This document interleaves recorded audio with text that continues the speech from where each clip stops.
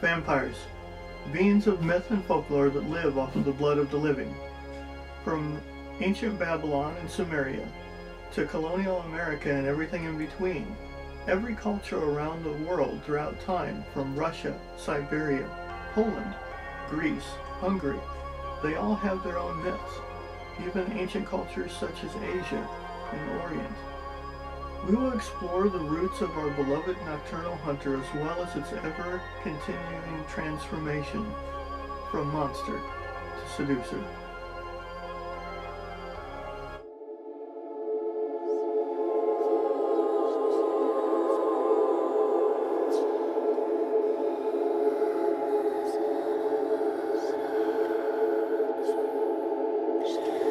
The main reason we have vampire myths is they didn't have Grissom from CSI back then to explain to people how corpses actually decayed. But the one thing in doing research on like why people were digging up dead relatives and staking them and everything, I mean, staking was to transfix them, was to literally keep them from getting up out of the earth and walk, whether in flesh or in spirit. How our ancestors viewed death and the grave was very different than how we look at those topics today. There was quite a bit of fear of death and what was on the other side. And the vampire is a creature who literally defies death, who is able to come back from the grave and pester the living. It's like every culture has their vampire. Every culture has their own burial rites and things that they would do to help the next step, for the dead to cross over, stay there, and hopefully have it not come back at all. There is an incredible amount of crossover between what we would identify as vampires and werewolves, vampires and incubi or succubi, vampires and night hag attacks, even vampires and fairies. Like the lines in the folklore are incredibly blurry. When in Harry Seddon's writing, one of the beliefs that he found was if you were a werewolf in life and you died, you came back as a vampire. Of course, if your parents conceived you on Christmas, you'd come back as a vampire. If you were born with a little tail, if you had twinned pupils, if you had a hair lip, if you had too much hair, and pretty much if your parents were getting it on during any high holy day, you were pretty much going to come back as a vampire. If you're suicide, you come back as a vampire. And if you had gotten cast out of your church, you would also come back as a vampire. Pretty much like you would have expected Europe to be full of vampires. Why is it most people consider vampires to be, connected to the Catholic Church and the whole Christopher Lee cross and, all that sort of... My suspicion is this. Religion has fostered that. Religion wants a boogeyman. Right. They want a devil. They want something for humans to be afraid of.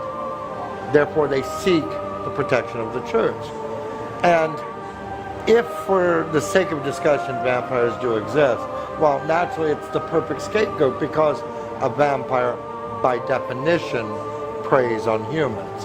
Right. Well, so do lions, and so do tigers, and so do bears, and any part of nature that mankind crosses path in the wrong way, that creature feeds or preys or kills the human. But a human-like predator makes the perfect scapegoat, the perfect devil. Well, the thing about the vampire is he's a human monster. He looks like everybody else, but he gives artists and writers an opportunity to kind of like hold this dark mirror up to humanity, to play with our otherness. The reason that you're seeing stories, especially in the 1800s and 1700s, about transgressive sexuality, all of these other like strange qualities about the vampire that's strange at the time, it was okay to write about it with a vampire because he was alien, he was other, he was a wolf in sheep's clothing. So when you get to the strict Victorian age, a fellow who was raised on things like Joseph Sheridan Le Fanu's Carmilla, Bram Stoker. Stoker is part of this, and he uses his vampire not so much to tell that story, but to tell a different type of transgressive sexuality. The foreigner who comes to your country and is taking your women from you. The foreigner who's been breaking the bonds of marriage, the foreigner who can come in and no matter who you are and who you are devoted to, he can just give you the come hither and, that sound is a sonic boom of panties falling. But I think one of the powers of, and one of the strengths of imaginative fiction, whether it's horror fiction or fantasy or science fiction, is using the imagination and using heightened reality as a way of illuminating human concerns. And if you write stories that are set on another planet or have monsters or aliens or what have you in them, and use them as filters for human concerns, that's powerful. And otherwise, it's not nearly as powerful. I think that the sympathetic vampire, as opposed to the monstrous vampire, emerged quite by accident with Dark Shadows. When the soap opera Dark Shadows was first created, it was supposed to be more or less a run-of-the-mill soap opera, with the exception that it had a gothic backdrop set in this town in Maine. And the first season went by with almost no supernatural elements at all, and the ratings were terrible, and the show was going to be canceled. And so the producers decided, hey, let's throw in a vampire. What do we have to lose? We're going to get canceled anyways. And so they added Barnabas Collins, who appears to be simply an ancestor of the Collins family, and actually is a returned vampire. But Collins saved the show. All of a sudden, the ratings were through the roof because people wanted to know, what happens to this vampire, and who is he, and what has he been doing all of these years? And so they realized that the original plan had been to kill Barnabas Collins off once his secret was out. But now they realize if we kill the character, we kill the show. So what are we going to do?